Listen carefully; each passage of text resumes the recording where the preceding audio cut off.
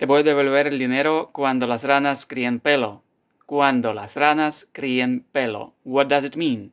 The Spanish idiom cuando las ranas críen pelo literally translates to when, cuando, las ranas, frogs, grow, críen, hair, pelo.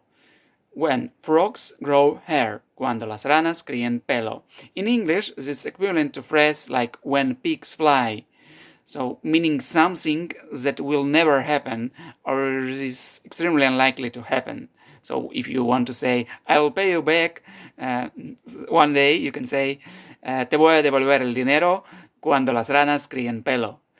If you like this video, give it a like and see you in the next video. Hasta luego.